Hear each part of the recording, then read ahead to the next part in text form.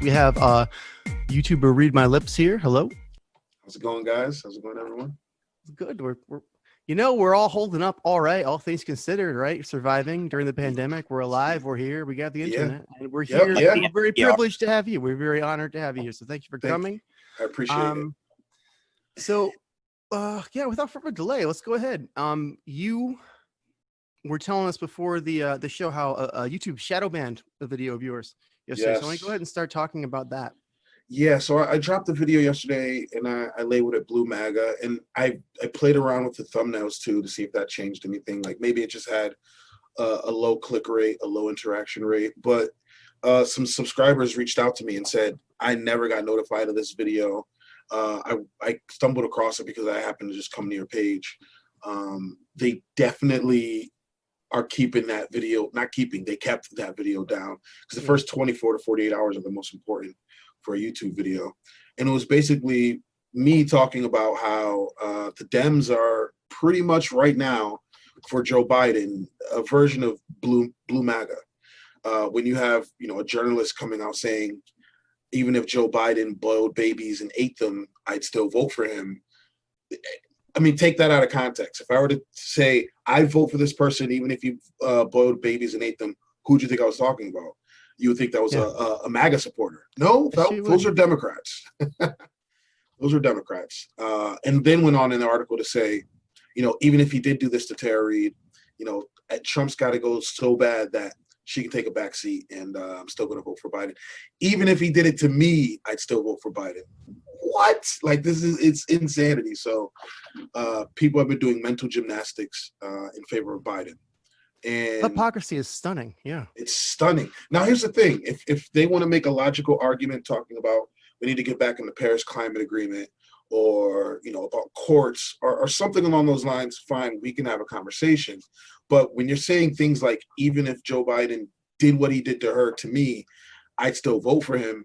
It's hard to take you as a serious character. And you're pretty much shitting on everybody else that's gone through those kind of situations. Yeah. And it's outrageous. And and even if you do vote for Biden, like, it's nothing to pat yourself on the back about. Like, no, it's like, lesser of two evils. What a strong choice. I'm so brave.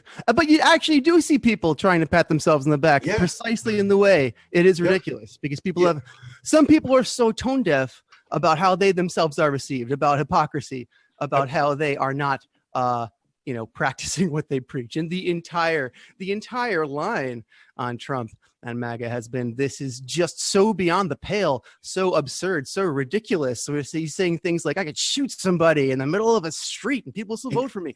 That's not that far from, I would vote for, somebody who raped me. Yeah, I mean, we got That's not they're both stupid. They're both equally stupid, right? You can't be outraged for Trump saying I'd shoot someone on Fifth Ave and they still vote for me, but then be complacent with someone saying if Joe Biden boiled babies, I'd still vote for him.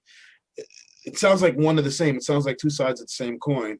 And how I've been looking at it is we're literally removing one cancer and putting in another. Because, I mean, let's just be honest. It's not like things are going to be heart stars and horseshoes when Joe Biden gets in office. Like, what's really going to change? Right. Is it one thing Joe Biden always says is, look at my record, look at my record. Well, man, let's look at your record. Let's talk about the crime bill you helped draft. Yeah. Let's talk about how you prevented people from claiming bankruptcy. Let's talk about how you built up private prison. Yep. Your record does nothing to save you. Horrible record. And this is why I had a problem with Charlemagne the God interviewing him, because he literally knew nothing. He's apolitical, right? He doesn't know about policy. He doesn't know about Biden's record. He can't push back. So, he doesn't know about the Patriot Act. He doesn't know about, Biden's vote for the Iraq war, Biden cutting Social Security, attacking Anita Hill, things along those lines. Being against bankruptcy protection for students. He doesn't know about any of that stuff, so he can't push back. So when Biden's telling him, look at my record, Charlemagne stays quiet about it. Where if it was one of us interviewing Biden, we're like, let's take a look at your record real quick. Yeah. Remember that time you lied about Iraq? Yeah. How you could be, there's a case to be made that you're a war criminal. Right. Remember how you got us into Syria and Yemen? Remember that genocide you helped create? You're claiming to be the new FDR, and you're trying to cut FDR's flagship program. You're known for trying to cut Social Security, which is what FDR. The balls you have to have on you to say I'm the new FDR. It's like they're immune to balls. Yeah. And then yes. And then, if people have their issues with Medicare for all, and I'm not saying you have to be for Sanders' version. I'm not saying maybe you're for, Canada's version. There's different versions of Medicare for all that, you can push, right? So I'm not even saying it has to be Sanders' version. But when they talked to Biden, even just recently about Medicare for all, he just flat out said, I want nothing to do with it. I do not support it. I want to go back to the Obamacare, and that's all I want. And look, people are suffering in that healthcare system, and medical bankruptcy is still a thing. And he says he wants to black vote. You ain't black if you won't vote for me. The person that suffers in the medical system the most are minorities, and especially African American women. And so if you're so pro-black, then you'd want to revamp this healthcare system to something where people aren't dying in the way that they are. This dude's a joke. Like, you're cutting right through to the universal substance of the argument, which is good. I appreciate that. That is real substance. But beyond just that, what audacity to be like, I'm going to represent the blacks. Yeah. And I say, if you don't like me, you're not them. Right? What the fuck is that? I shared that. I shared that meme. Talk about entitlement. What? That's insane. Way too comfortable. Like, oh, can you? Let's just flip the script. If that was Andrew Yang, if Andrew Yang came out in an interview with anybody and said, "Look, guys, if you don't vote for Andrew Yang, you ain't black." Done. Yeah. Done. If Bernie Sanders, done. Well, just one more before we move on. What if Trump was like, "If you don't vote for me, you're not white"? What would people do? Right. It's like, let's explore it from all vectors, right? Mm-hmm. Yeah, not an endorsement, just an exploration. Well, the thing that caught me off guard about that is, it's like, okay, being black isn't a club. It's, something you are born with. It is your physical appearance. It's like, okay, suddenly it's the amount of melanin in your skin, right? Yep. Yeah, it's pretty like, much. Okay, I decided to vote for someone else. Oh shit, I'm suddenly white. Damn. And Cerberus, sorry, Ron. I bet, or read my. Yeah. So the thing is that, like, you say Charlemagne the God hardly knew about any of these things. That's because we have so much political hobbyism in this country. It's not actual politics. It's just wearing a jersey for one side or the other without actually thinking about policy. It's exactly. We've got this. Charlemagne is on record saying, and he said it multiple times in his podcast, he said it in interviews, he votes for the more politically woke situation at the time. What does that mean? So that means when it's a man and a woman running against each other, he's going to go for the woman. And he says when it's a woman and a woman going against each other, he's going to go for the woman of color. Policy be damned. All that be damned. So we got this guy that's so stupid. So it's identitarian. It's identitarian. Flagrantly identitarian. At least he's open about it, though. At least he's open about it. But why is he interviewing the potential next president of the United States? I really don't care what you have to say, Charlemagne. You don't care about you really don't care about the things that are going to help change this nation. So you're going to vote the way you're going to vote. Great. Move on. I really don't want you casting an interview with Joe Biden because we're going to have the situation we just had. It's like it's just kind of it's a moment where it's politically expedient to sort of gum up the works with that. You can sort of pause any progress that might make the status quo uncomfortable. That's the only function it's serving at the moment in time. I think we're in. Absolutely.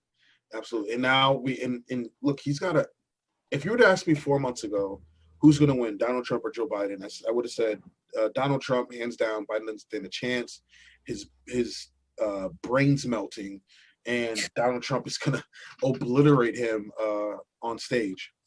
But, with the COVID now hitting and Trump not handling it so great, Biden actually has a shot, especially with Blue MAGA. Anyone would. And anyone would. With Blue MAGA now, people saying no matter what, no matter what, I'm going to vote for Joe Biden. I don't care how bad he fucks up. Which is what MAGA says about Trump. He has a shot. I say it's a toss-up. So, I mean, when he says something like, you know, if you ain't black, you can vote for me, it's going to get a pass that almost no other candidate would get a pass at. Right. I think I agree. I think whether or not, or I should say the severity of the second wave of the coronavirus is really going to dictate who's going to be our next president. Yeah. What are they saying? That's going to hit like in September or something, August, September, probably the next big wave that hits us. Yep. And Trump is already on record saying he's not closing the country back down, and that, you know, people are going to die. People die all the time. It's what happens. You know, it's a sacrifice for our economy. So it's a sacrifice that I'm willing to let you make. Yeah. Yeah. Yeah. I mean, what, we just hit 100,000 people? 100,000 people are dead? Yes, sir. 3 months. So yeah, pretty crazy. I think with some of the protests, though, as we had discussed on the podcast earlier, we're seeing a lot of people that aren't wearing masks, you know, that are in very close proximity together. So we may see the second wave sooner than expected. Yeah. And I'll be honest, guys. I've never understood the not wearing the mask. Even if you genuinely believe it doesn't help, right? Just for other people's sake. I have a rebuttal.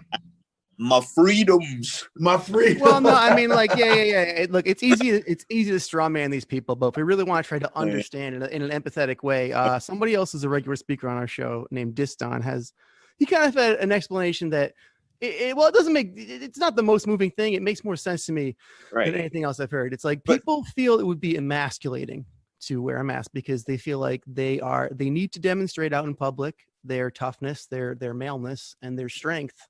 And that includes their strength against a virus. That is the explanation that Diston, who lives in the Midwest, gave to me. And I was like, okay, that's shitty, but it's something. It's something other than like, this is insane and I can't relate to it. Well, I mean, I have the perfect counter argument to that. You know who else is known for wearing a mask and is like the ultimate symbol of badassery? Ninjas. Yeah, tell a ninja, take off that mask. It's emasculating. The ninja rebel is an underdog. One of the WWE criminal spy. They wear the mask because they have to. You know? Well, I mean, it's a hero of the people is the thing. I don't think the elites like the ninjas. Well, I covered that video where the guy thought, you know, it wasn't a big deal and it's probably a hoax. And then he ended up in the hospital. And then his wife is also in the hospital, but she's not doing so well. And she's on a ventilator. And it took that for this tough guy to be like, this is a real thing, guys, please be safe. So for a lot of people, it has to be at their doorstep. Or it has to affect somebody close to them, which I've never understood. You know, all the time we come here as a nation, as people are concerned with our culture and go like, yeah, it's got to be personal before people. But then we stop there. We don't go like, how can we change it? How can we instill a sense of interpersonal responsibility into people who believe only personal responsibility matters? How? I'm like it's not your freedom to walk naked in front of like a playground. It's like, oh, you know, my body, my choice. But no one has the lanes on the freeway. It's like, well, it's my choice to wear clothes. But like, you know, why do people feel like they have no responsibility to simply take basic precautions to ensure the safety of one another? Why do people not feel that way? It's so alarming. And how do you make them feel that way? What does one do if people don't feel that way? It's an American thing from what I've gathered, because other countries, let's go back to South Korea, in a lot of instances, they don't, let's be honest, they don't have a choice. But it's very much community service. So how are you going to affect so-and-so and so-and-so and the person down the street and your neighbor, so as to not affect other people? You're going to wear this mask. We're going to track you. You're going to be getting tested every 3 days, et cetera, et cetera. And again, they don't have a choice in the matter. There's no armed protesters. There's no protesting at all. But it's very much community-based, where over here, it's very much individualism. Me. How is this going to affect me? What am I going to have to do? What if this inconveniences me? And until that mindset changes, we're going to see this. Why? Why are we like this? What can we do? about it? The thing is, oh, go ahead.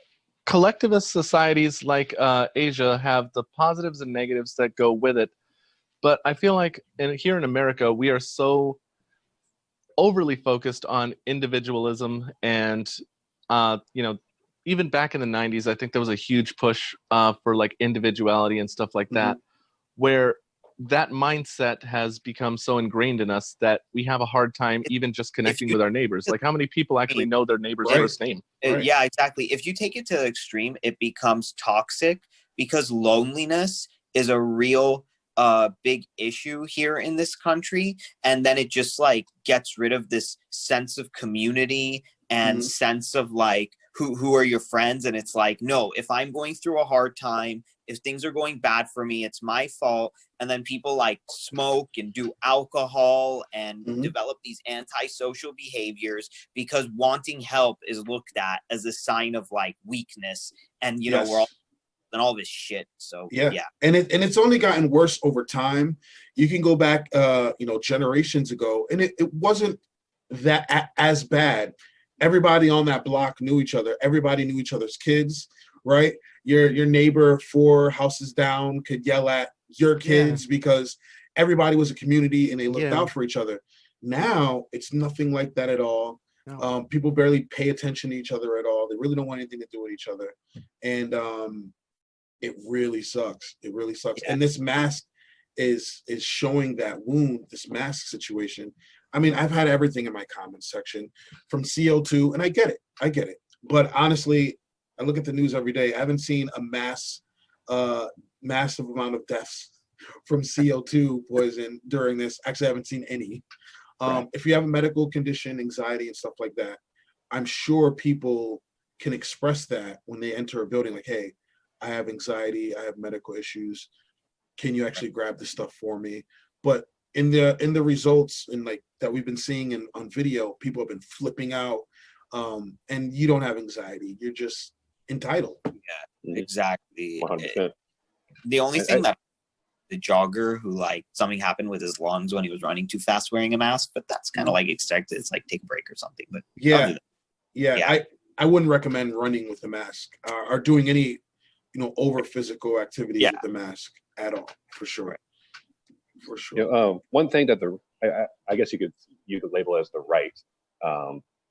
One thing that they're firmly in support of is businesses being able to discriminate against any of their customers for whatever reason, right?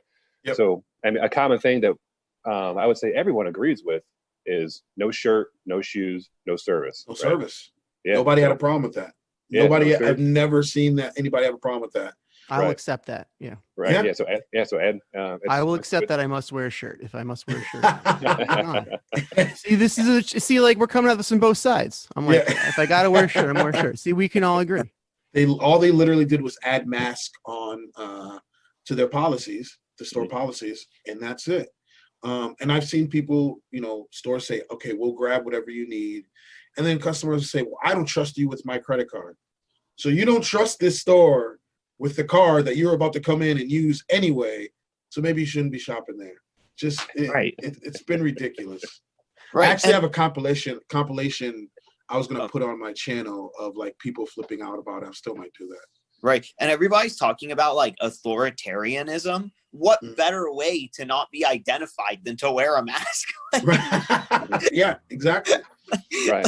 Yeah, I would also argue though too that if we have seen certain establishments come, they'll post stuff on their door like no mask allowed, right? It kind of and protest against it. I would say if we're going to mandate that certain establishments you must wear a mask, I would say that I would also allow and not have a problem with establishments restricting them, or banning them as well. Don't we have reckless endangerment laws like specifically for this type of scenario? Right. I mean, look, I agree. If a store's saying, you're not allowed to wear a mask and to come in here, I actually am okay with that. I will just choose not to shop at that establishment and let Darwinism take place. Whatever happens to those people happens to those people. I don't want them to be forced to make people wear a mask. So, you know, that's fine.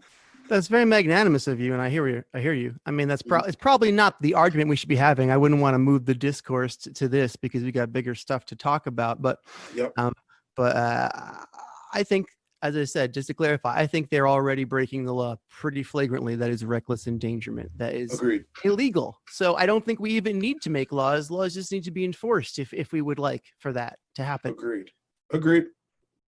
Right. Agreed. That's the thing, and it's so crazy that like you wouldn't want people who are breaking the laws enforcing the laws. Right. Good point. And by enforce the laws, now are we talking a fine? Are we talking arrest? Because there's some people that say like people that are getting arrested for, you know, mask situations or gatherings. That's a step too far. How do you feel about that? I think maybe there should be like a 3-strike kind of program. So like, you know, so first time, here's a warning. Second time, here's a warning. Here's a third time, this is your last warning. All right, next time. Yeah. Okay, that makes sense. No, I can agree with that. Like I have this is the case where I have. Oh, sorry, Jeremy. Do you have more to say? Oh no, go ahead. Oh, this is the case where I have genuine mixed feelings and like no solution. Like, you know, I see there's a genuine interest in protecting the public good by simply stopping people from assembling at almost all cost. And then there's another case to be made where, well, the cost is so high, perhaps we should let people assemble. This is our life and liberty and the way we run our society, our futures, our presence, our health is at stake through another vector of our lives if we don't assemble, so we must. So, I mean, I really do see both sides of the argument, and I honestly don't really know which side I come down on at this point in time. Do you think if the government would have handled it as such, giving everybody money for 4 or 5 months, obviously do the unemployment thing, and let everybody just quarantine themselves at home while we fund you guys for the first, you know, one of the first big issues a lot of people have ever faced. There's some people that's never faced anything like this before until this like kind of boils over a little bit. Do you think that would have been a sufficient solution? Oh, absolutely. 100%. Yes, of course. Yep. Oh, yes. Yes.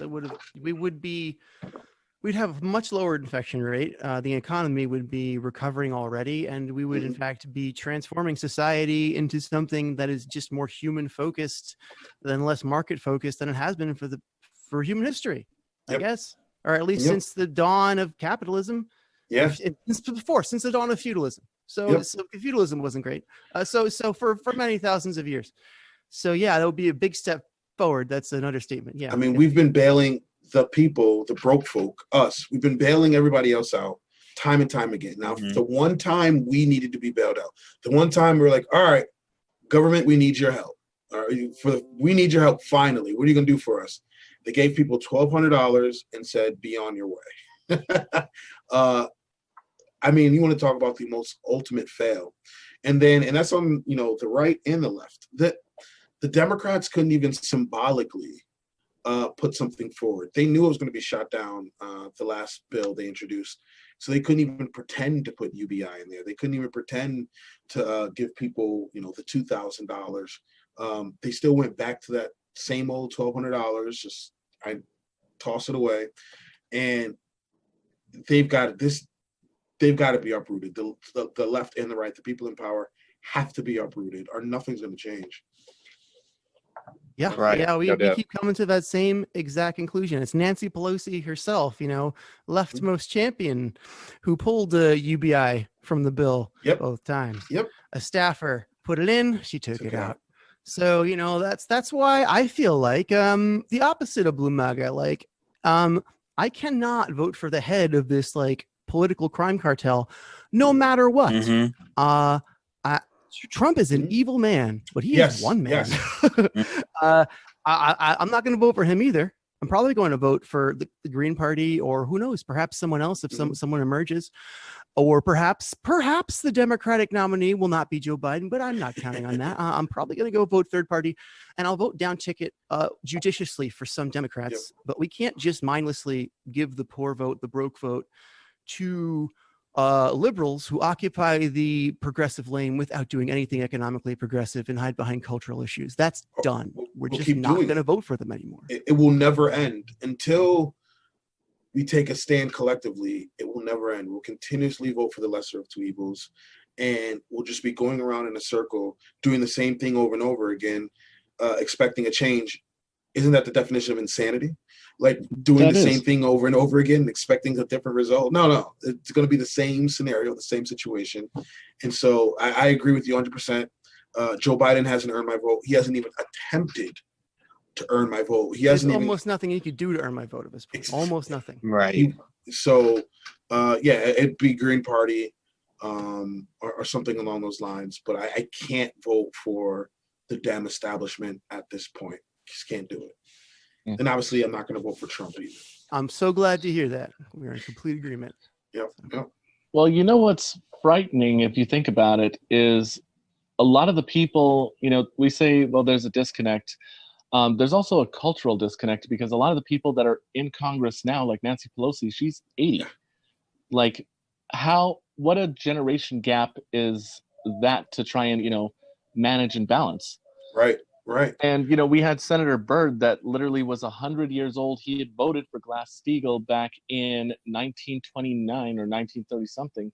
And he died in office after almost 100 years of occupying that same seat. Crazy. I mean, the older generation are clinging on to the power they have. I think Joe Biden would be 78 going into office, which would be the oldest president that we've had going into office. Pelosi's been, in politics forever. I remember looking back at her political career, like from a very young woman up to now, like she's been enthralled in this. And there's a huge disconnect. They don't understand what we're going through and don't care to understand what we're going through. And literally they're just playing red versus blue. And we're caught in the middle. And we really got to get them out of there. We really got to. It's tough, though. It's tough because, look, we tried independent news media. YouTube shut that shit down quick, stepped on our necks. And it's tough to get the message out there. And especially with a lot of people really not caring about policies as well. I think most people don't pay attention to policies. They pay attention to like the icing on the cake. So gender, emotions, ethnicity, things like that. And that's really tough to get past.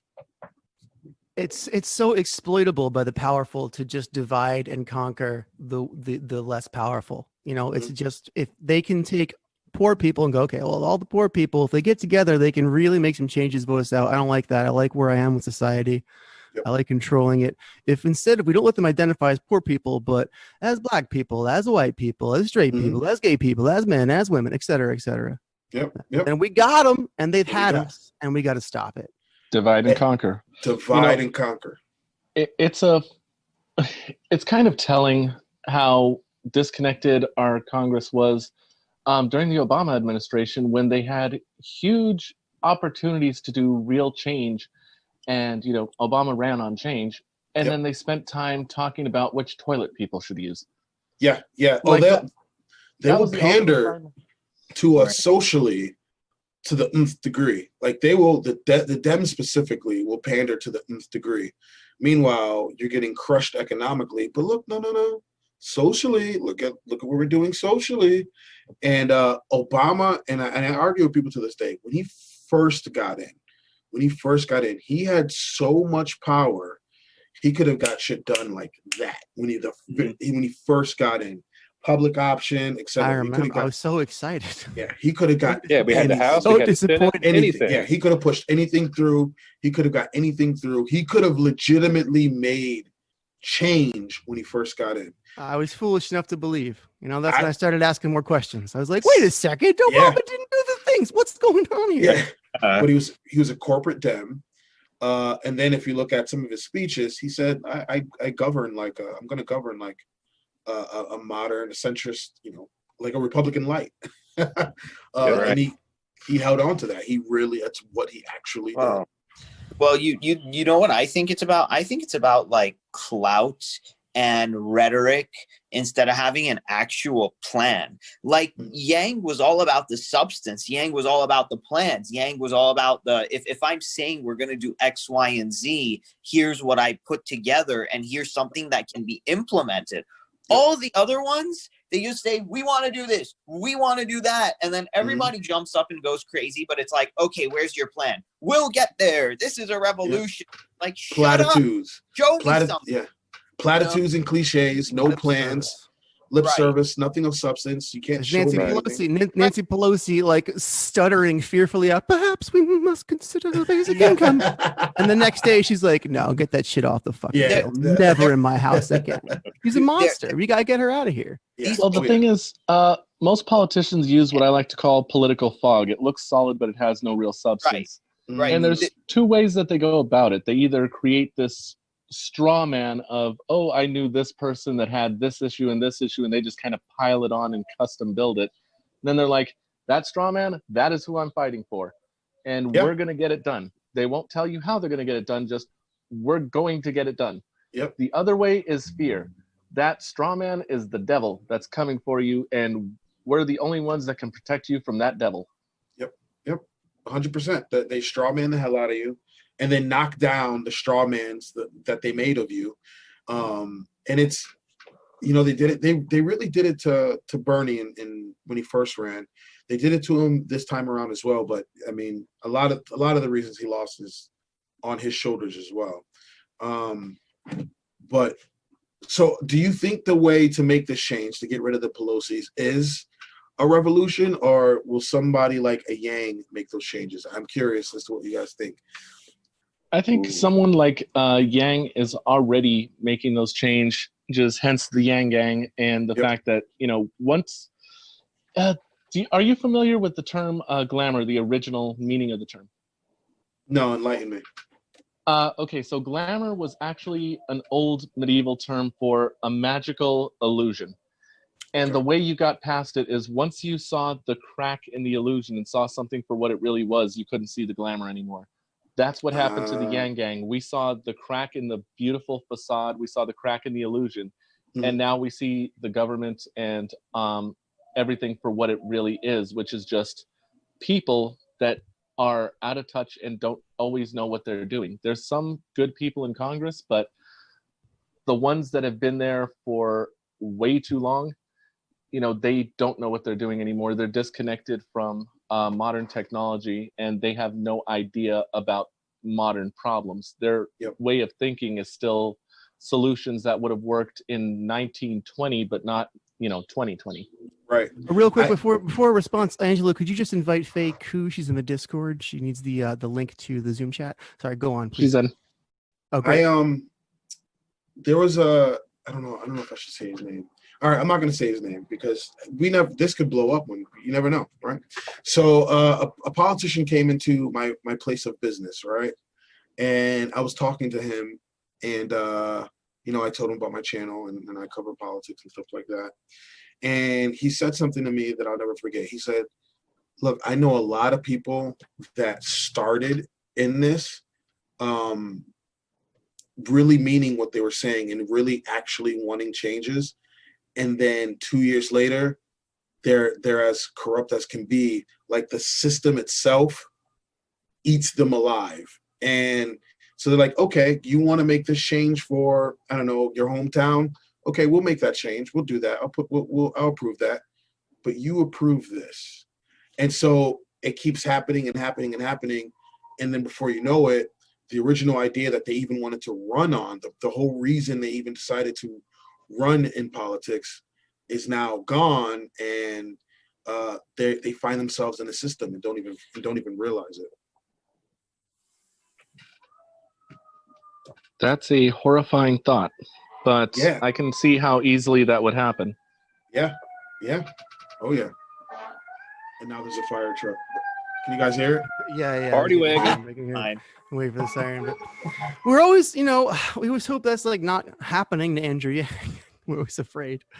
Yeah. Well, I mean, when I met Yang, I honestly, he was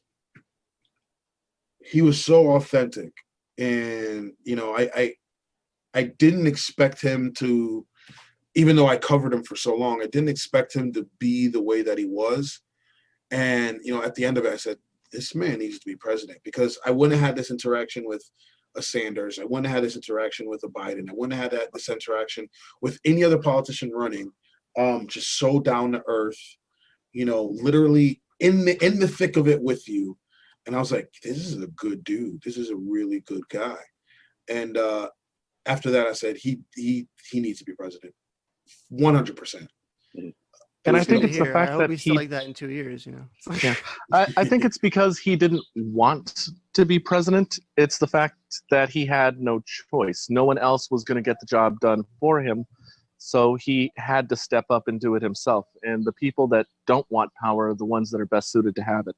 Yep. Yeah. And like when he first started, like, you know, he hold his, we can call it a rally, I guess. And it'd be like a room full of 20 people. And like, it was very low. Like, nobody knew who he was. And then, you know, fast forward, you know, a couple months later, 6-7 months later, you know, there's thousands of people. I still remember Zach was talking about it. Zach was on stage saying, I told Yang there'd be 1,000 people eventually. And then it's a room full of 1,000 people. And I mean, I didn't even expect his growth to be what it was. But I mean, he blew. And his biggest issue during the campaign was name recognition. Oh, we all had faith in him, you know. It was incredible to see our faith come to fruition, even to the degree that it did. You know, I mean, it really did start a movement. I'm just kind of thinking that some people may disagree with me, but he needed to be much more aggressive than he was.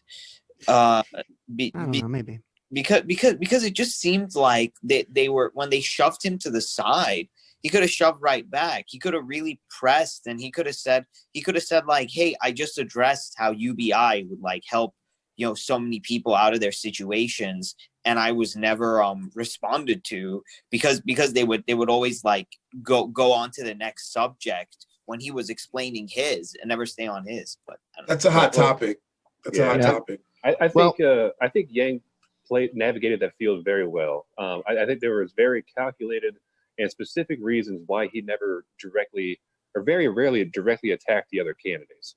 Yeah. Because, you know, well, also why he supports Joe Biden. I mean, do you really think in like Andrew Yang's heart that like Joe Biden is his guy? Obviously not.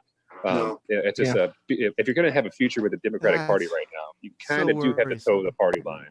The only person, Andrew Yang actually addressed that. I really hope the machine's not eating him alive, and I hope the endorsement of Joe Biden is not like, you know, the first example of that. Yeah, Andrew Yang actually addressed both these things in a Yang Hang recently, where he came into everyone's room and was kind of answering questions. The reason he didn't go on the attack is because he said it would look like a calculated move and people would pick up right away that it wasn't authentic. Right. You know, that's not really him. Yeah, and that's what I've always wanted. He said that he said that he'll run against anyone, including Joe Biden, because he's running on solutions and solving problems, and that's all he cares about. So if the problem still exists, he still wants to go and solve it. It was interesting. The only time I actually saw him get, I guess we can call it angry, was when he was going up against Elizabeth Warren, and he pushed back. Like, he was visibly annoyed on that debate stage. And ironically, he's pretty cool with everyone that ran during that time. I mean, Bloomberg aside and stuff like that.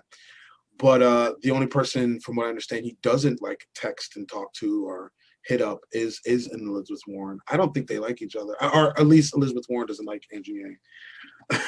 I really don't think so. But yeah, that's a hot topic that's been on the channel. Like, me and Russell from Grassroots were like, I wanted to see him become a little more aggressive, but then other people have said, but no, I want him to be himself, and if that's not who he is, then don't do it. And mostly, I think you nailed it. Like, you have to be yourself. You have to play to your strengths. If you're going to convince people, you have to be acting authentically. So he can't just run a script. He can't just be coached and be a standard politician, because then he's just going to be judged by the connections he has and like how inside the Overton window he is and how brandable he is, and he's going to lose that fight. So I think it's really smart for him to not get into confrontations, because what confrontations do they get you into a two-person conversation where someone else is framing half the conversation.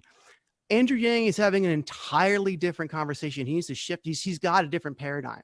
So if he's drawn into a conflict, he's going to get drawn into the standard paradigm, the legacy media narrative, and that is just what he is fighting. So I think it is tactically smart for him to avoid confrontation. Now, I want you guys to be completely honest with me. I want your 100% honesty, which you have been. Do you think he will hold Joe Biden accountable for his fuck-ups when Joe Biden continues to fuck up? Inevitably, he will continue to screw up. I do not. I don't think so, because it's just not a thing you can do if you're towing the Democratic Party line. And like Jeremy says you have to. That's debatable. But, if you do have to, perhaps he sees it as a necessary sort of Faustian bargain if he's going to win the 2024 Democratic presidency and then, end poverty for all time. So maybe he's like, oh, the ends are going to justify the means, even though I have to do this terrible shit. And that makes me look bad and makes people lose faith in me. I don't know. I have no idea. I don't know. No, I think you're spot on. I think it depends on how bad Joe Biden fucks up. That's probably it too. If we go back to, just bailing out the banks and fucking over the people and, expanding our footprint in the Middle East and all the errors of the Obama administration. If we go back to that status quo, then I think potentially it does exist for some pushback. But like I said, it depends on how bad he fucks up.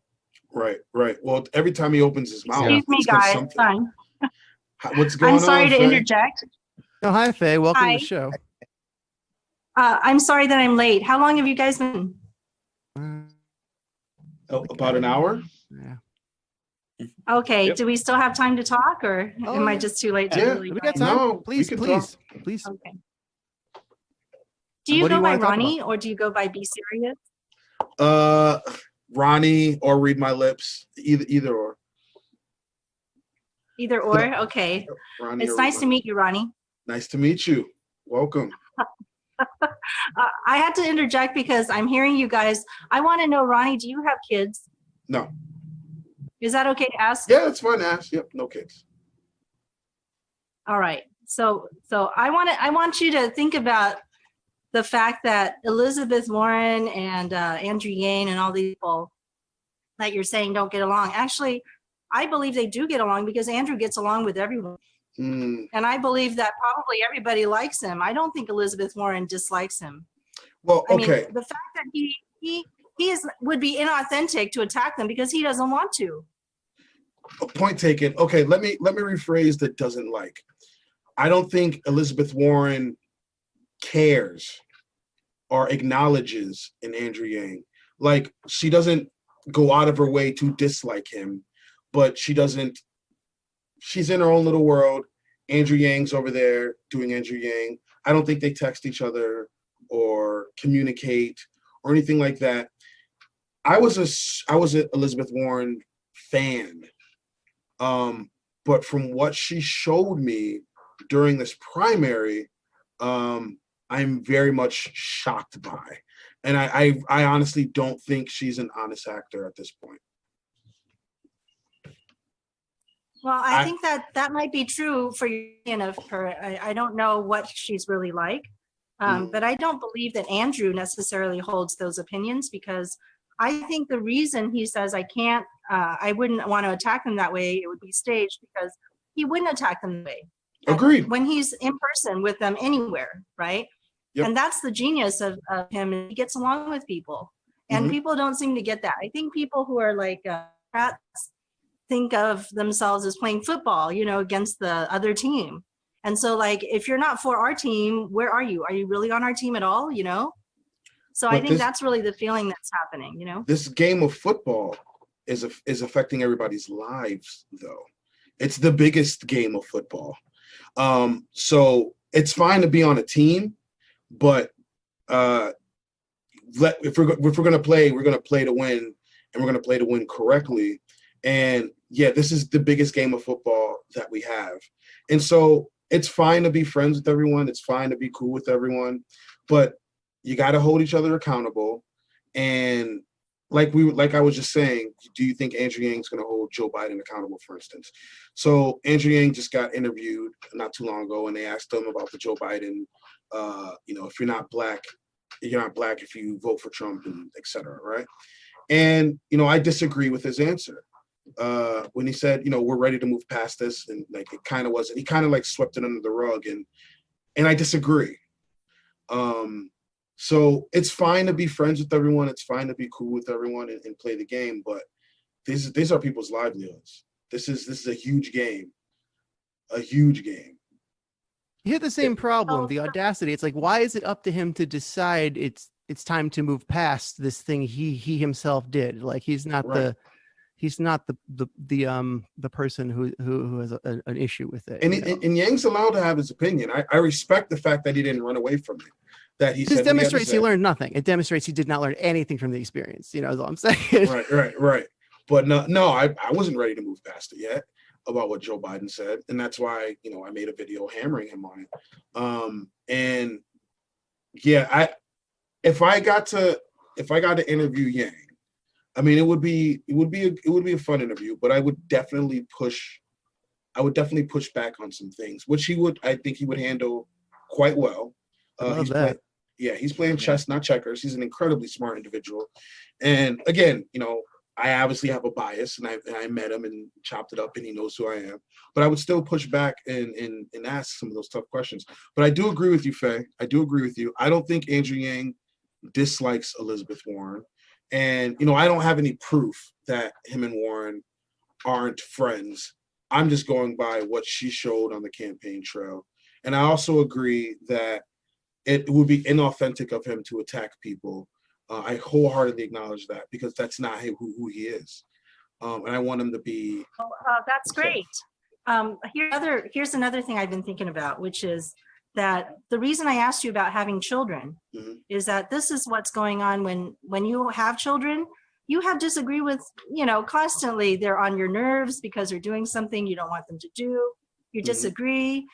But at the end of the day, if they go out and they do something that you bring them back home, love them, and you take care of them if they get hurt or whatever happens, you're like, try not to say, I told you so, And I think that's really how Andrew comes at the problem. It's like, all of you don't get it. You don't understand what terrible thing's about to happen to you. I'm here to tell this terrible thing's about to happen, but you're there to protect them. So he feels protective of Joe Biden and Elizabeth Warren and all the other Democrats at the same time. He doesn't attack them because he's on their team. He's like, family. But when you have family, that is a dangerous line to toe. That's a danger. Because your family has their boot on our neck economically the whole time. Joe Biden's his friend. He wants to protect Joe Biden. Joe Biden's not protecting me. I just got through saying the person that suffers in the medical system the most are African American women, and Joe Biden wants nothing to do with healthcare. Doesn't care. So you want to protect your friend, but your friend is shitting on us nonstop. That has to change. And so if you are friends, if you are his true friend, what you're going to do is say, Joe, you need to stop it. Stop screwing up, Joe, or step aside, because you're hurting the people. And you're right. Love. One more time. Do a little tough love. Do some tough love to your family. Right. You got to, because they're killing us. Right, exactly. Literally. If you have that. But it's not just that one person standing up front, right? It's like so many people. I mean, average people do not get the new narrative we're trying to put on this. And so it's not like if Joe just says it, all the people are going to come around all of a sudden because Joe said so. They might just throw Joe away. So, The problem with, and it extends to everything, extends to the family analogy. It's that, if he's family, he's like your closed-minded parent who's not listening to you. He's trying to manage you. He's not trying to learn a lesson. He's trying to rebrand so that he can keep being himself without you realizing it. He has not changed over and over again. And as long as he has that posture, that Joe knows best posture, he's not listening. He's going to be tone deaf because he's got faith in his ideology, which is completely completely counter to what we need and what is populist. So he is just going to ignore people. That is the only way he can make his campaign work, because he can't flip his entire ideology at his age at this point in the campaign anyway, with all the people he's indebted to, all the people counting on him to do it the way he's got to do it. I mean, frankly, as monstrous an individual as he is, I think Trump is more likely to end up giving us a basic income or something close to it. I agree. Trump would give us a UBI before Joe Biden, not even because Trump cares about people, but because it would stroke his ego. He look, these people love me. Look, I just gave them money. Look, they love me. See, you see what I do for the people? I think Trump would give us a UBI before a Joe Biden ever would, especially before an Elizabeth Warren ever would. And I mean, she's very technocratic, and I agree. They look at each other as a family. The Dems look at each other as a family for sure. But you need to hold your family accountable. You have to. Like, I wish So, we had Ben here. here's- I got a friend who in terms of volunteered for the family- Warren campaign. I'm like, I wish we could have you two talk and bridge some communication gaps, maybe sometime. Yeah, sorry, Faye, go on. It's okay. I was interrupting you. So in terms of family, it's like, so here's another thing, being Asian, okay, and growing up in Asian families like Andrew did. My family's still from Taiwan, and my parents retired back to Taiwan like his. All right. So so we're like, an elder is different than a younger. We take that very seriously in Asian families. And we have a long standing culture of, dictators, basically, emperors, monarchs.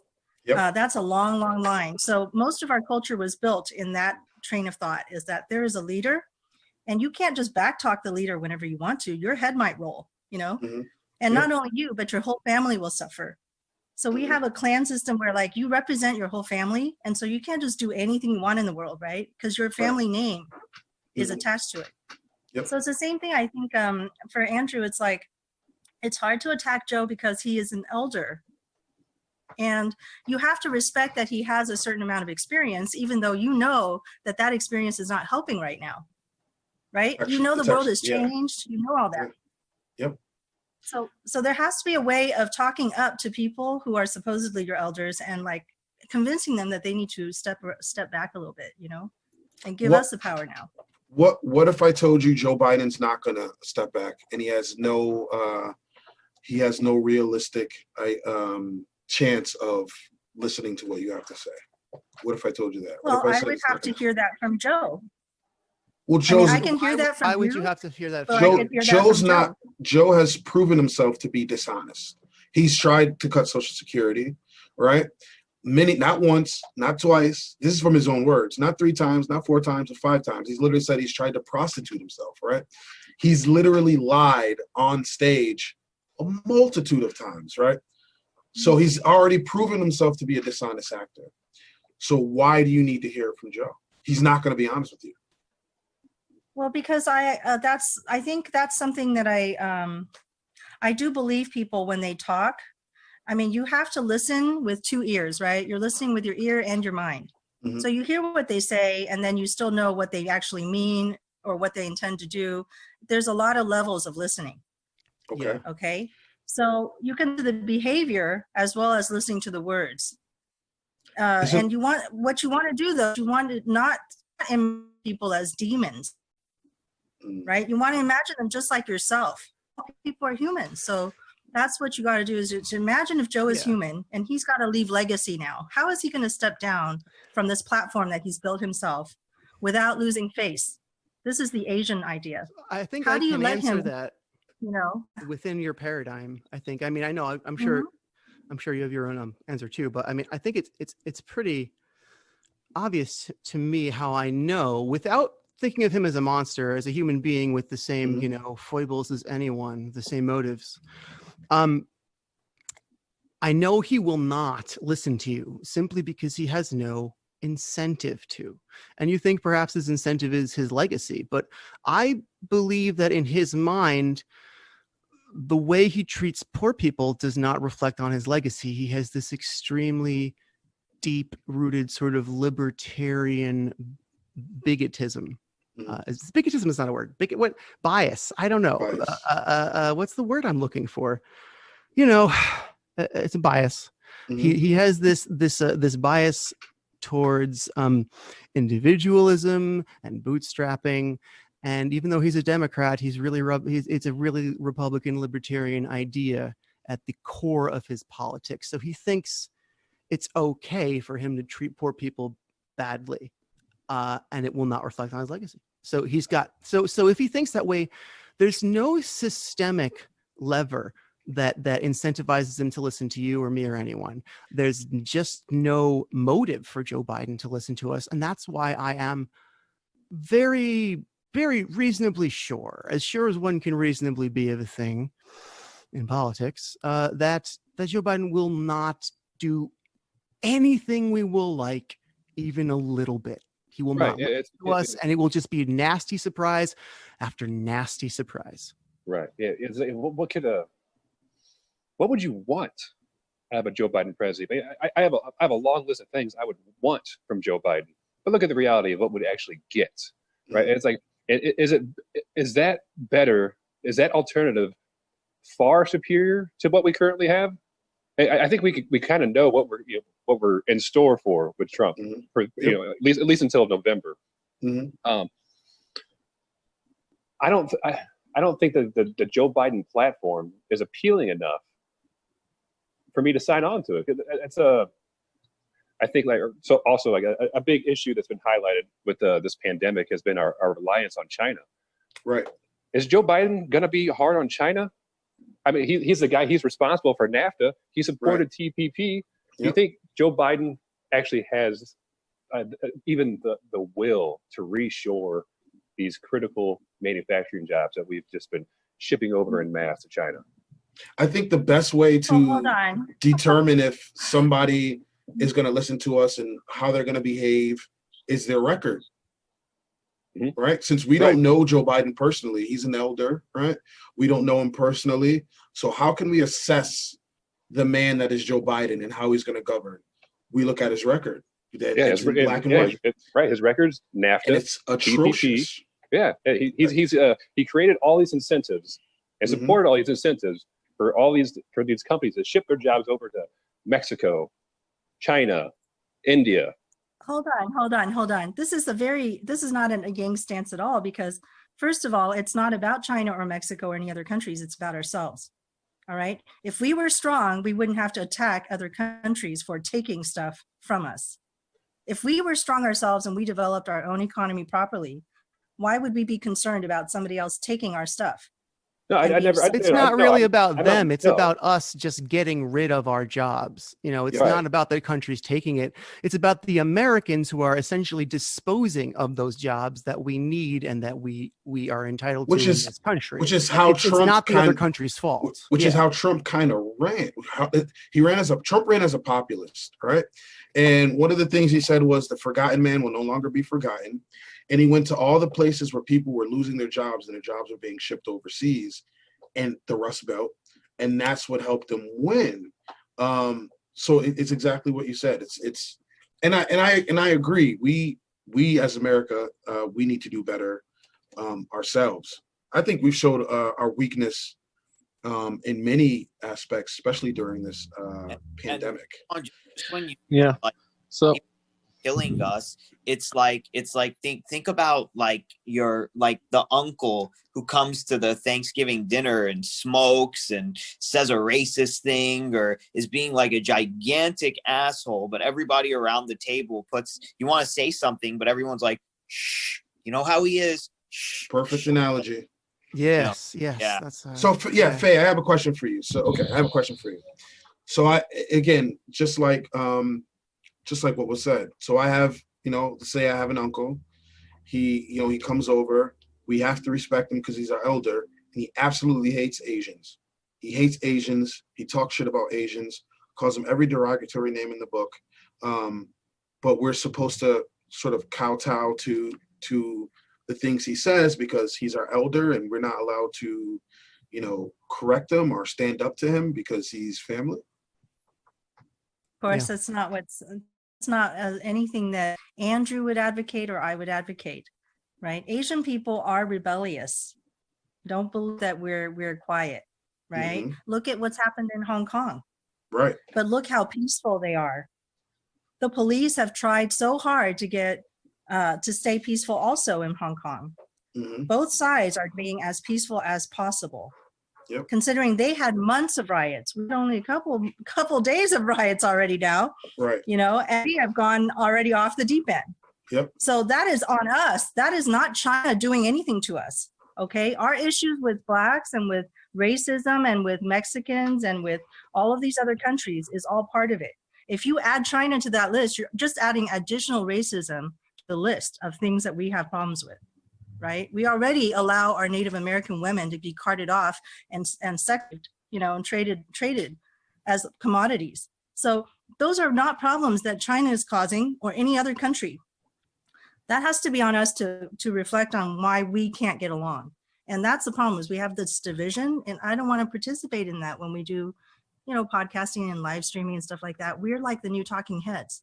And if we act like the media and we play football just like them, then we are not getting anything done. Like if we want to grow 10 times, how are you going to grow 10 times without bringing in people who don't agree with you right now? All right. So I wanted to kind of jump in on this and get back to the original question, which was, you know, do we think that Andrew Yang will correct Joe Biden? No. No. I am, okay.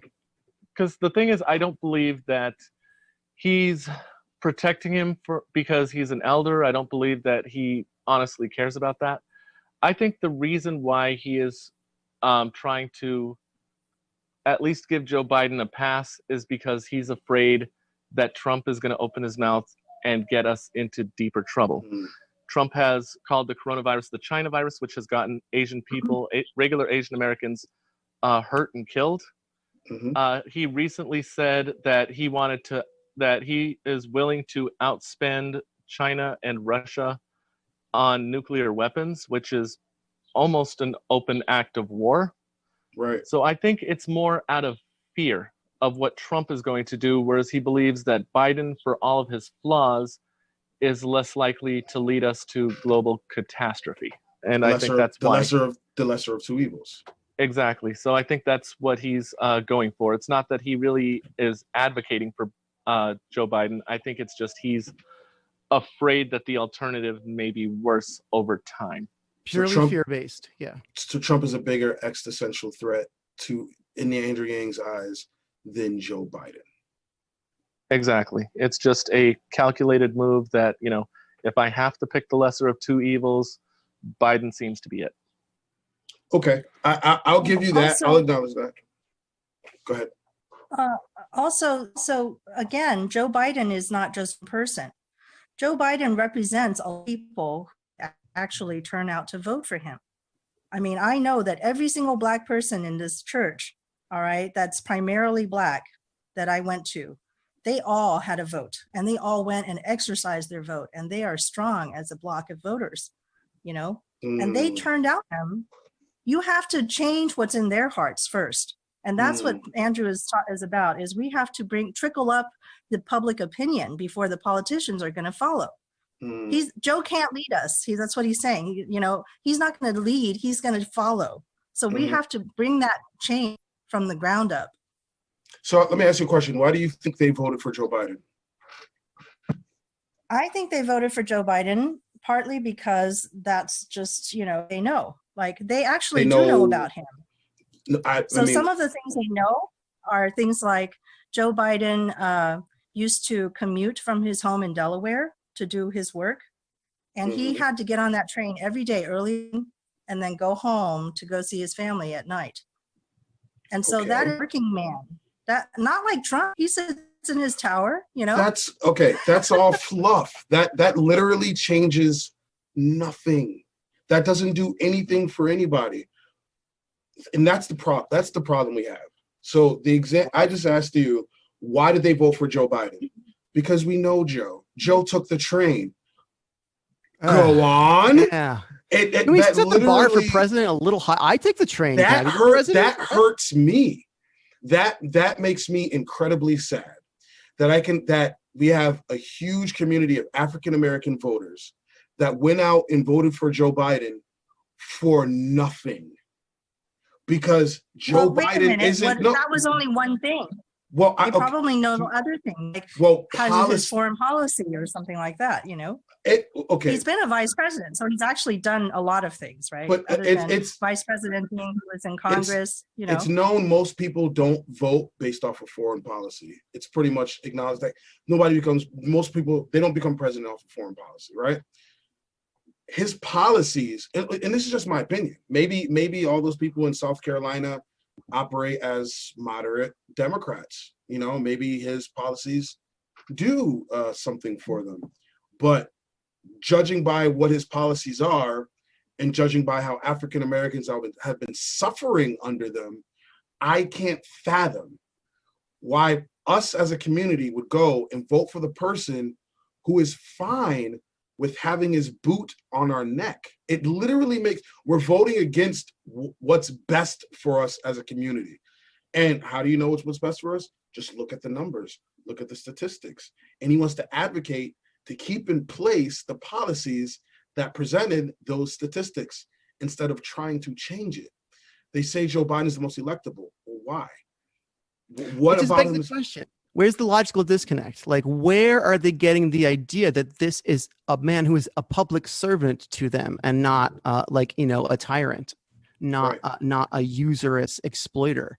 Right. Like, where are they getting this message? Is it just as simple as the churches? Maybe it is. Like, I hate to think that, but like, that's the only thing I can think of. And like Occam's razor, right? Well, he's got a great smile. He's got a beautiful political smile. Here's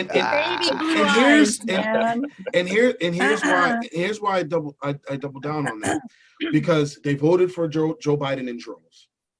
Now they're saying, okay, you have to do something for Black people. Wait a minute. The primary was the time to ask, you have to promise to do something for Black people. You don't vote for Joe Biden and then later on, when it's down to Joe Biden and Donald Trump, say, all right, so now you have to do something for Black people. No, you had the power in the primaries when you had several people standing on stage, and you could have said, look, as a community, you could have said, you're not getting my vote. None of you are getting my vote unless you lay out a plan and promises to help our community. They didn't do that. They blindly voted for one man, and now they're asking for that one man to do something when he doesn't have to. He doesn't have to do anything now. They have no power. You don't vote for Joe Biden, then you're going to get Donald Trump. Now, there's no incentive to help them. The power is to withhold your vote in the general election. And that's how you send the message. That's the power we have now. And I'm going to use it, and I encourage everyone else to use it as well. Yep. I agree that the vote is one power, but right now and making these podcasts, Shale, gives you a second power. And you're talking to, there's lots of different things that we do as political agents that are powerful. So who you bring on the show is powerful. So we can bring on more people who say, we don't understand why they think that way. Or we can bring on some people from the church and ask them, why do you think this way? This is what Andrew does. He brings the people in and he asks them, why do you think that way? That way he can talk to their mind, and not just say, well, we assume things about you and then we attack you. From my experience, and I've done this and I've talked about it on the channel, is I go in my local community. Most of the time it's the barbershop. And I talk to people about Andrew Yang. And I say, do you know about Andrew Yang? And to be honest, 9 times out of 10, they do not. And so I tell them about Andrew Yang. And I ask them, well, who are you voting for? And a lot of times the African-American community says, I'm not voting, or that shit's all rigged. Stuff along those lines, like our vote doesn't really matter anyway. Or they've said Joe Biden. And when I ask them, and this is the God's honest truth, why Joe Biden? And it's because he was cool with Obama. We got to get Trump out of office. That dude got to go. That dude's crazy. We need Biden in there. We need Obama's man in there. So that's just from my experience. And I do feel as, YouTubers and podcasters, it's also our job to educate people that may happen to stumble across us and maybe give them some ideas, and it might change their mind. My mind was changed. I was a Bernie Sanders supporter. I did a video called Yang Flips Republican which got like 15,000 views or something like that. It did pretty well. And I wanted to interview the guy on there. That guy ended up being Russell from Grassroots. And through talking to him, right. Now that's my brother from another mother now. And talking to him, he converted me to Andrew Yang. So absolutely, I'm all for somebody from the churches or somebody who actually advocates for Joe Biden, an honest actor, not really somebody from his campaign, because I don't think they're honest actors. Yeah, someone who's an honest actor. Exactly. I would love to talk to them and understand why they voted for Joe Biden in the way that they did. Well, if we get him on the show, please come. You're welcome to come back anytime, but we'll especially invite you on for that if we do get someone on the show who can represent a South Carolinian who in good faith supports Joe Biden and voted for for Joe Biden. Yep. Because we a lot of times in politics we get these images in our heads that, oh, this is why this person did this and that's why I should hate them. And when you play that game, you all lose. It can be so hard to find someone who fits that bill, though. We live in such a nuclear society, nuclear as in family, not nuclear as in bomb, where everyone is just rotating around these little communities. And there are so many types of people we just cannot access, even though they are our neighbors. I wanted to ask you something, actually. Given that a lot of people work, most of the day, they get to maybe spend 5-10 minutes or a couple hours in the evening, sort of unwinding before going to bed. Do you think that a certain percentage of Biden votes was literally just name recognition? Like, these are people that didn't really pay attention to the entire primary or anything. They're just going down the list and looking for a name that they recognize. And it's like, oh, Joe Biden. Yeah, I know him. He's, he was a VP. I'll vote for him. I don't think that. I know that because polls have showed that. It was name recognition, and they voted for the person that they knew because they felt comfortable voting for a name that was familiar with them. And again, Joe Biden has the older vote on lock. Older people were voting for Joe Biden in a mass amount.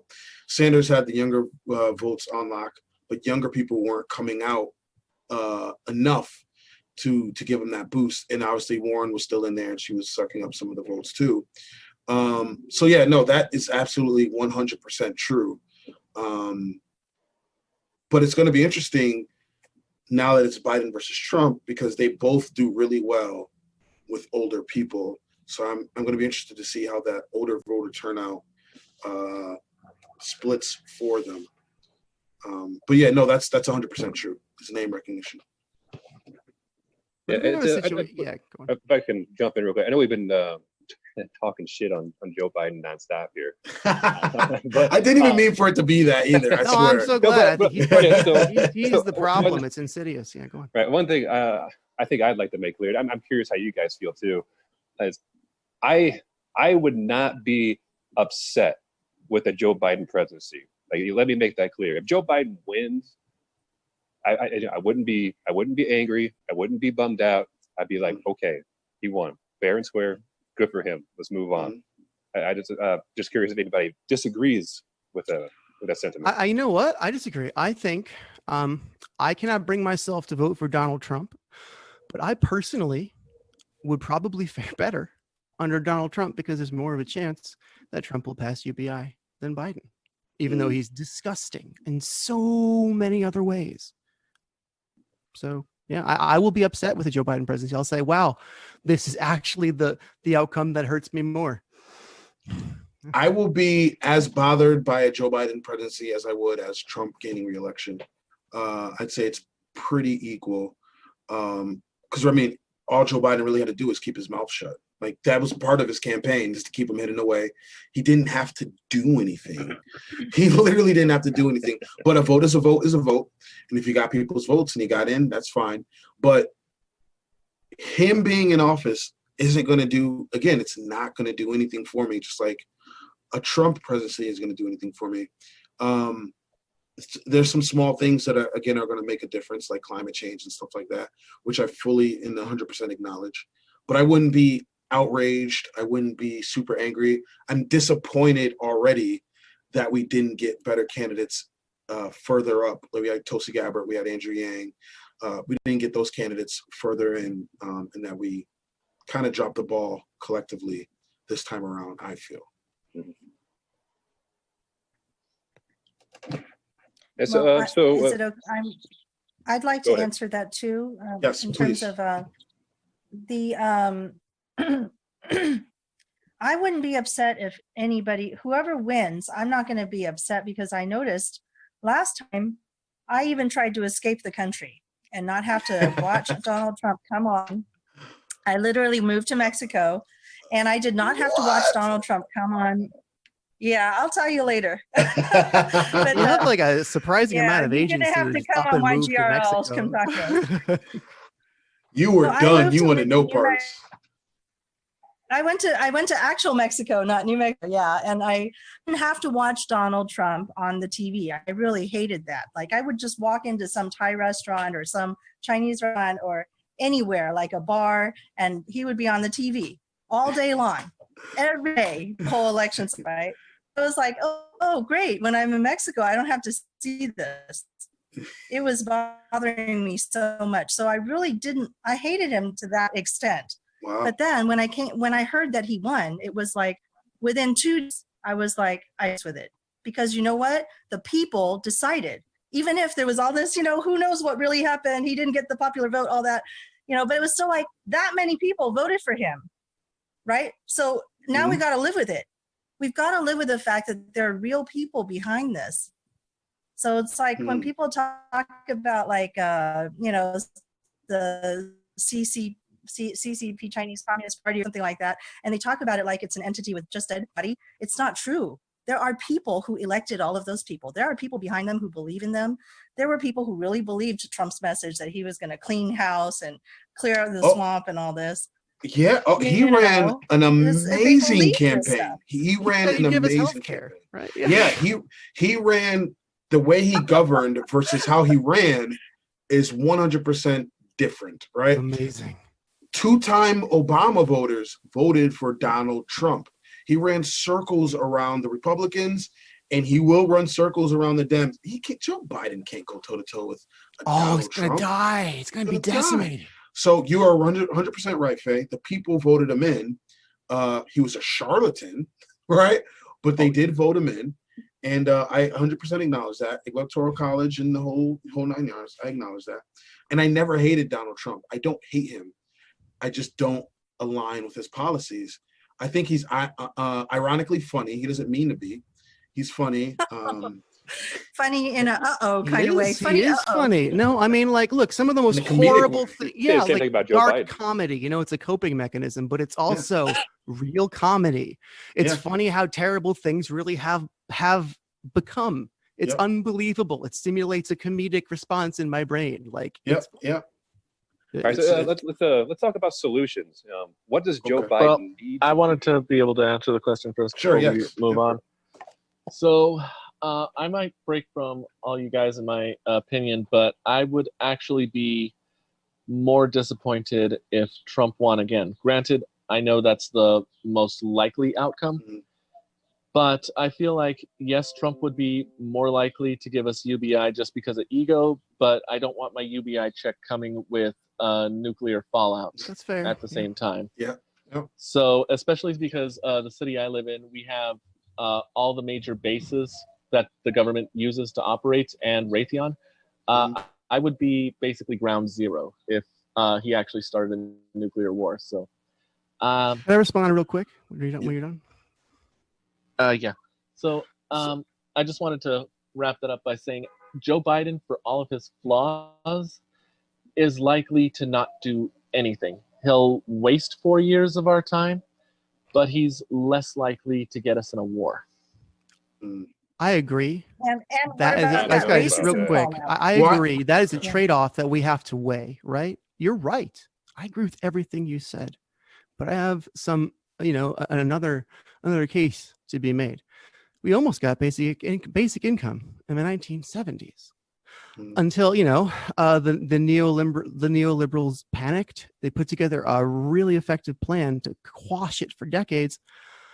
And if we get Biden in, they're going to have the opportunity to do that again. I'd rather have a clown like Trump who's vulnerable to having to capitulate to populists in the moment and perhaps accomplish something despite himself than Joe business as usual Biden, who will just completely block and discourage any progressivism. The other thing is, you know, we talk about not going into war. I'm pretty sure we're bombing like 8 different countries right now. Like we're still in technically illegal wars. We're still bombing other places. So like that hasn't even stopped. So yet Joe probably won't add more countries to that list, but the bombings will continue. Maybe not over here. And it's weird because Trump tried to squash beef with like North Korea, right? Which Obama tried to do the same thing. And it was really weird because when Obama tried to do it, the Republicans were like, oh, look at this guy smoozing up to a dictator. Oh, this is horrible. Trump does it. They're like, oh, our president, look at him. Look at this man. So I don't like what he's doing with Iran, right? But I did like what he was trying to do with North Korea, was trying to, you know, quell that. So it's weird. He's an amalgam. He's a very weird person. Like, you got out of the treaty with Iran. You want to go to war. You like with the whole we did what we did before with the Ayatollah and stuff like that. We want to like destroy Iran, but we want to make it cool with North Korea. Joe Biden, I don't know. You're right. He probably won't go to war with anyone. He'll just He'll just continue the bombings we're already doing. It's unconscionable that they place the average American in this situation of making this choice of like, lives overseas or lives back home. But one of the ways that the status quo preserves itself is by putting people in a situation where they have to make a hard choice or they themselves lose. And, you know, we refuse to make the hard choice and lose. It's like it's never the ice cream. It's either like the rotting meat or like the stale bread or the cheese with maggots in it. Make a choice. It's like you can't have like decent food. Yeah, I brought up the, you know, David Duke or Richard Spencer. Like you're like people are saying, especially the blue MAGA people that are saying like you have to vote for like a Joe Biden no matter what. It's the David Duke, Richard Spencer. Me, if they ask me, you have to vote for one of the two of them, David Duke or Richard Spencer. So I'm saying, all right, which one is the less racist? Which one wants black people dead the least? No, I'm not going to vote for either. And we need to change that system that's having us vote for one of those two people. And that's kind of how I feel about Donald Trump. That starts with calling them out. They're not representing the reality of a situation. So no, I don't have to vote for one of those two people. In fact, Biden's not even the nominee, he's the presumptive nominee. There's a lot of things that can happen now. Let's talk about that, you know? Right. On the subject of war, I mean, we can't forget, Joe Biden lied to the American people to get us into Iraq. What would stop Joe Biden from doing the same thing for Iran? Nothing. Nothing. Absolutely nothing. They lie to us blatantly and smile in our faces the whole time, especially someone like a Joe Biden. He lies constantly. It's ridiculous. He's really good at it. There has to be, and like you said, holding people accountable. That's why I was talking about Andrew Yang. That's why I was asking, do you think he's going to hold Biden accountable or, you know, buck against Biden? But you're right. I do think he believes, and this is just me projecting onto him, but I do think he believes Trump isn't a bigger threat than Joe Biden. So he's just going to swallow that pill to get Biden in there. But I do like that he said if Biden's in there in 2024, he'll run against Biden if shit ain't changed. So this is probably our first real conversation together, Ronnie. And you probably don't know that I was just finished running for national delegate to the, you know, Democratic National Convention as a Biden supporter. And I just running. I lost my race. So another lady is going to go and I really like her. So I'm going to be inviting her to come and tell us what the experience is like. It's going to be her first time too. That's awesome. She's a Black lady in my district and she's very passionate about politics. And she's doing this like for fun. I mean, it keeps her active while she has lupus. And so I'm like, I'm not competing with lupus, you know, I'm stepping back. This is great. You know, she's going to go and great thing. But you see, I'm able to do that without violating my own principles, even though I'm full on Yang Gang all day long. And I told everybody in my district, I had the opportunity to tell all of these older people that, hey, we have a problem right now. We got 2 generations of people not showing up. if I'm the youngest person in the room, you know, in these meetings, and I'm 46, I'm the same age as Andrew. You know, so I really had fun running. Well, happy birthday. Okay, so I feel like, yeah, I learned a lot. Yeah, I'm sorry. It's your birthday? Well, happy birthday. You were 45 last time. Oh, no, it's true. I have passed my birthday in May. I was gonna say she's you. gonna be 26 next stream. Oh, I know, huh? But yeah, like if I'm literally the older person in the room when I go to the Yang Gang events, and I'm the youngest person in the room when I go to my local Democrat Party stuff, there's where the divide is. Right. And that's why I'm so focused on the age issue right now. We've got young people to actually talk to the older people. Have you actually been to a Democratic meeting and met some of these people that we call the establishment? I don't think they'd like me, so no.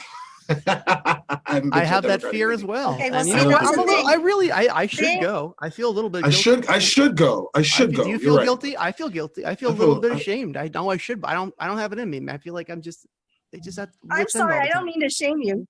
No, you know what? There's no coming shame. from within. I tell them all the time. No. I'm not blaming you for anything. This is me being like, I should do better. I should do what these other people are doing. I should rise to the occasion, and I should fight for this with my friends. But I'm not. So I feel bad. I'm just saying, I think it's okay to feel bad. When I go to them, because I need to get there. You know, I'll get there eventually. I'll get to those meetings one of these days. That's the bootstraps. The bootstraps. When I talk to those people, I tell them, you know, hey, you guys are getting old. You notice no young people are here, and they hate to hear it from me. They absolutely hate it. It's true. They don't want to hear that. Do you think they want to live in denial? Do they want to feel like they're still? Of course they young do, and like they're gonna be immortal forever, and history ends with them. Like, is that why they hate to hear it? It's just a human feeling. Like, you know, they want to feel like they've done well. Yeah. They've done what they're supposed to do, but if they don't want to hear the criticism, you know, that you're not bringing in new people. You have to invite them. You know, invite them and embrace some of their ideas. Embrace some of the younger generation's ideas. We can't, you know, be mad at the younger generation for not participating when they bring up ideas that they have, and then they immediately get squashed, or they turn their nose up at them as if, you know, your ideas are stupid, or you're just being a millennial and you don't know what hard times are. The times are different. The times are different. It's much different than what a lot of these older generations have gone. There was a time when you could work a factory job, right, and be able to afford a house and have a family and still take vacations once a year, and just one person. Weren't we talking about this earlier, Shale? We were talking about this earlier. These ideas. I was the one. 2 hours ago, we said these words. Someone else said these words on the same show. I said that was me. Well, you know what? It's the truth. I'm glad it's going around. Mm-hmm.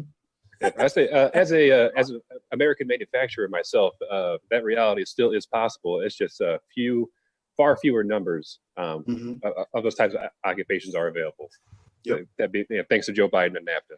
If people don't know that that's not the reality, it's a very dangerous situation that we're in as a country, and that's what we're in. And I wanted to ask, before we get too far away, Faye, just for clarification, when you bring up the average age of people at these local Democrat meetings, are they upset because they agree it's a problem and they're dismayed, or are they upset because they don't think it's a problem and that they actually don't like young people and they don't think that we should see it that way?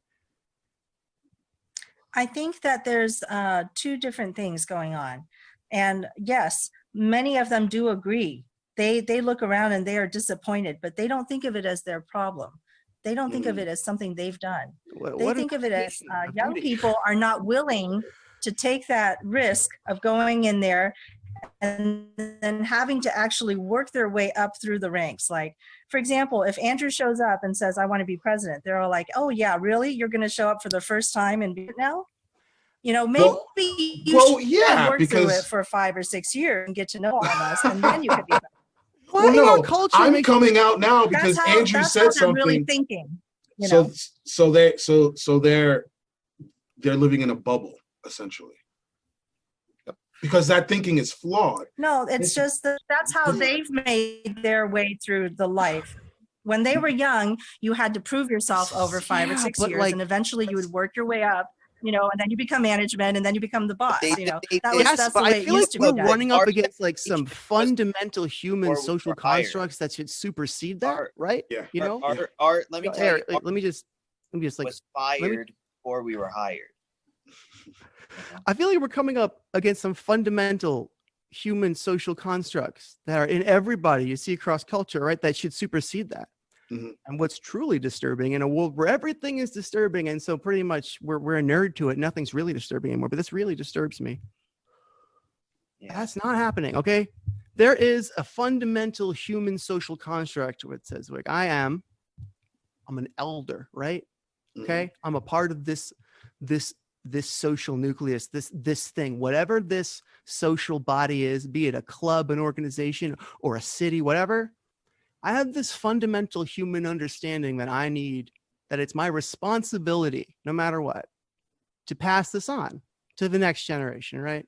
If I want this to continue, or to end it, if I think it's for best for society. But like, if I am an elder and a leader of a multi-generational institution, it's absolutely implicit, it's ironclad that it is my responsibility to pass this on, to get some youngers in, to make sure this keeps going. If that's not happening, that's stunning.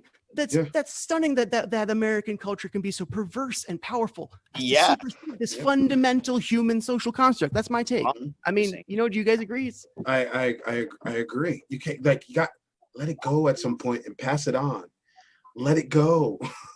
Like, you got to let it go, and you got to let the younger generation take the reins and move forward, but they're not even willing to meet them halfway. And now we got to take it. It's a human being thing.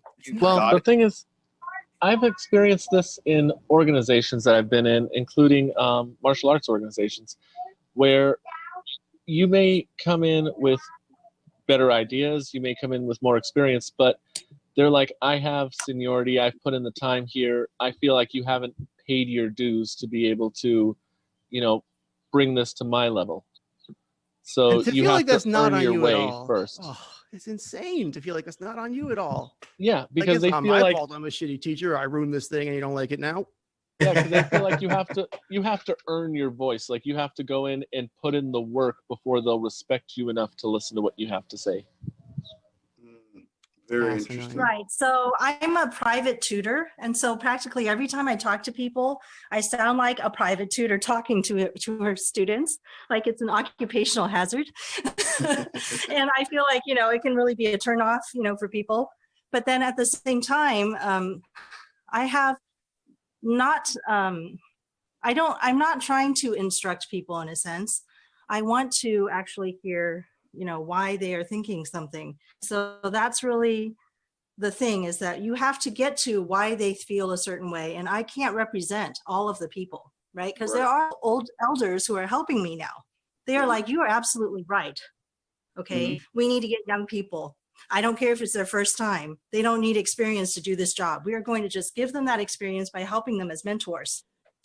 But you have to admit that you're going to need those mentors. So you need the elders on your side. It's not like you can do it yourself. You can't do it alone. The first time I go to a convention, all I'm going to be doing is figuring out how it works. I'm not going to know how to do all the things, you know?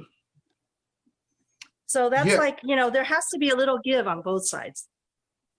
Absolutely. And I don't think the younger generation has any problem with giving a little bit of a give. A lot of the younger generations, they have put their faith in, let's use Bernie Sanders, for example, right? The younger generation put their faith in Bernie Sanders. And I mean, they were treated like shit for it. So yeah, I don't think they have a problem with giving a little give. I think it's really on the opposite end. It's on the other end. They meet them halfway, and I think the results will be great. I think we'll have much better results. I really do. Because you're right. Going to a Democratic convention and trying to operate it on your own the first time, it's nay impossible. You're not going to know what to do. You can hear them? Hi. Is it the other Faye is here with me? Can you guys hear Faye, or is it just me? She's there in person with you? She's in person with you? No, she's All right. hearing an echo. Oh, she's on Discord. That's why I'm hearing her on Oh, Discord. okay. That You would've guys, I'm been so stunning. lost. What? We have There a was very another large group. Faye? There's another Okay, Faye. and Okay. we have She two could appear at people any named time. Faye Faye's in on the our room. podcast. Who's on first? I thought So for a second she was like, there was another Faye. You know what I mean? She was like, Sounded like a Jumped on schizophrenic Discord. moment. Yes. Faye number Yes, 2's coming no. out. Oh, That would have been a different scenario. That's not what is happening. That would have been very Yeah. interesting. No. But But you guys can turn on your imaginations, and I'm going to go have that two-way with the other Faye right now. So How I'll talk to you exciting. guys later. Thank you Thanks so for much. stopping in. Absolutely. All right. Goodbye, Faye. Bye. I'm going to turn off the Zoom. Let me see. How do I do that? This is difficult. there he is. Wow, that's great. upper right-hand corner where it says end. This was a good one. This was a good Yeah. show. It was Yeah. before we wrap up real quick. We almost went down the road, but talk about solutions. Mhm. What would it take for Joe Biden to do to earn your vote? Okay, so Joe Biden would have to, in some capacity, change his stance on how he feels about Medicare, because the current system's not working, and Obamacare wasn't even Obama's idea. It came from the Heritage Foundation. Chuck Grassley and Newt Gingrich and Mitt Romney all supported it. Obama took it and twisted it a little bit. That needs to be changed. So change his stance on healthcare to some degree. Obviously, UBI and his VP pick. Now, even if it's a means-tested UBI, that means to some degree you're trying to get out of your shell. You're trying to get out of your bubble and acknowledge, even if you don't understand it, you're trying to acknowledge what we've been trying to present. Tulsi Gabbard, the UBI she offered was a means tested. What was it, 250K and under or something like that? Hers wasn't a freedom dividend. It wasn't Yang's UBI. So if some version of a UBI, change healthcare, and then set up a decent VP. And I know that's all perspective. What I see as a decent VP, somebody else may not.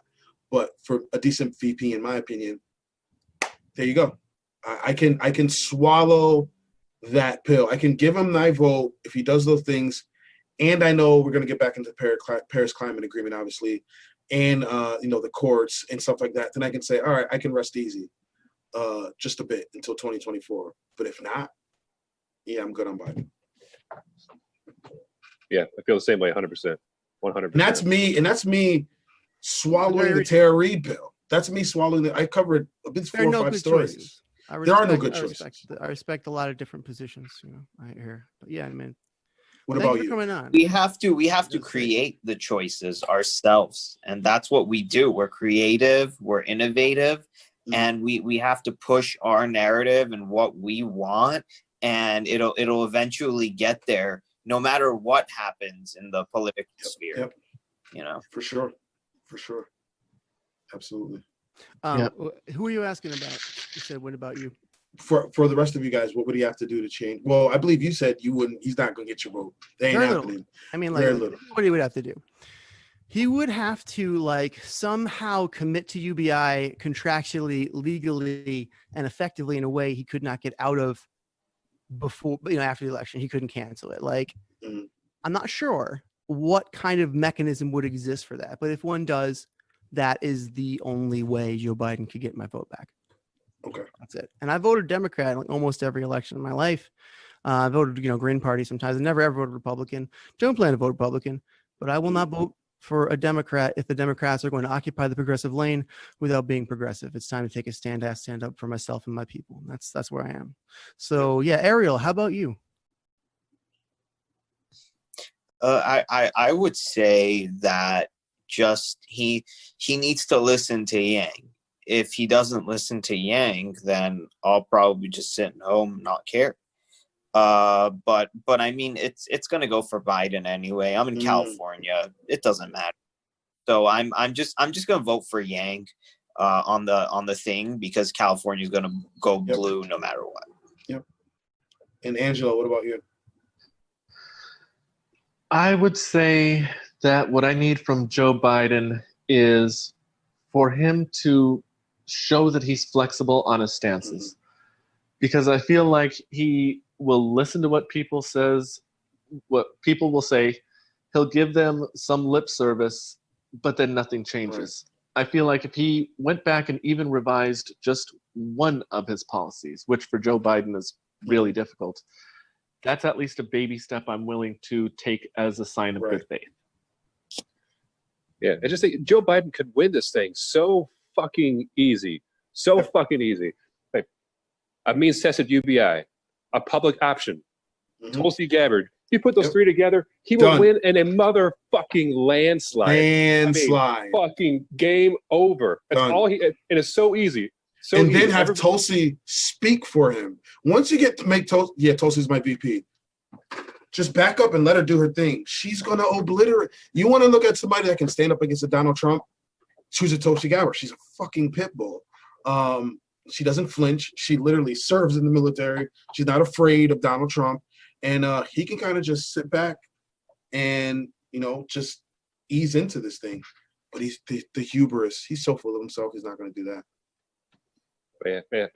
The pathway is clear. It's just there for the taking. I can't fucking believe it. He's just not going to just reach out and take it because he could have this in the fucking bag. Yep. But, well, you guys know what is awkward for me is, did you see the interview that Joe Biden did on his own podcast with Andrew Yang? Yes. I couldn't bear to, no. I saw bits and pieces. I didn't watch the whole thing. I saw bits and pieces. Okay. With how why would aggressively it was interesting because anytime Andrew Yang said, well, you will be doing, Biden jumped in and very aggressively is like, no, Andrew, we will be doing, and like almost sounded mad about it. It's like, dude, if you're hinting that Yang's got a spot in your administration, it's like flat out make him the VP, dude. If that's what you're going for, do it. Right. But otherwise, don't just dangle that carrot in front of us. It's not enough pander. He wants to put a woman in there. If I were Andrew, I would just press him about UBI. Well, I remember Yang saying something like, he was hinting about being in the administration and saying like, so I can give Joe Biden a call and say, Biden, don't do that. We need to focus on this. So I wouldn't be surprised if he's in Biden's administration in some capacity, or if he's close enough to Biden that he can kind of guide him on some things. That wouldn't surprise me at all. But whether Biden listens to Yang and actually does it, that's a whole different story. I want to bring it back real quick. Something you said earlier about the machine tearing people apart. If Biden takes Yang into his castle, he could really do a lot of work on Yang. He could tear Yang apart, and it would also have the advantage of drawing a lot of the Yang gang into into some of the Biden agenda when they shouldn't be. Because Andrew is being like captured and utilized as a tool, and that's a worst case scenario. I'm not saying that's happening, but it's like it's something we should be guarding against, and it's something we should not put out of our minds. Is like impossible. Something you have to be vigilant against. Unfortunately, it's a slippery slope. That's why I was saying to Faye, like that's why I pressed on Andrew holding Biden accountable to some degree and standing firm on that so he doesn't go on that slippery slope and doesn't fall into, a Biden trap. And that's why if I were to interview Andrew, I would press him on that, which I'm working on. I think Padgett actually just did an interview with Andrew today. So that's something I would definitely talk to him about. For sure. I think that you're right. It's a slippery slope. Even when he got on CNN, people were like, I don't know, but I feel like in the long run, it's going to help him out because that name recognition. Oh wait, Andrew Yang from CNN, that Yang? Yeah. He's running. Dope. That's dope. Yeah. I like him. Him and Van Jones. If he stays true to himself, which looks like he has been, Project 100, All-American, Humanity Forward, giving to people. It looks like he's, hasn't fell into that chasm yet, even being on CNN. If he continues the way he is and still gets his face recognized, I'm okay with that. So. Yeah, I'm with you there. Yeah. Yep. I think it's all right. Yeah, 100%. Cool. All right, going on 2 hours now. Should we call it a wrap? Yeah, yeah, let's wrap. I was up to like 2 a.m. last night. I did a live stream with Mindful Skeptics too. Oh, nice. So, yeah. Very nice. Well, it's wonderful meeting you. Really enjoyed the conversation. I think it was a great episode. Please come back anytime. Absolutely. We do 4 episodes a weekend. If you want to just drop in the Discord, yeah. please do. And it's a place for people to meet each other in the UBI community. So absolutely, you guys are awesome. Thank you for having me on. I appreciate it, guys. Our pleasure. So thanks for listening. By the way, before we go, Ronnie, yes. Where can folks find you at? So you can go on YouTube and type in Read My Lips or Read My Lips News and Politics. You can find me there.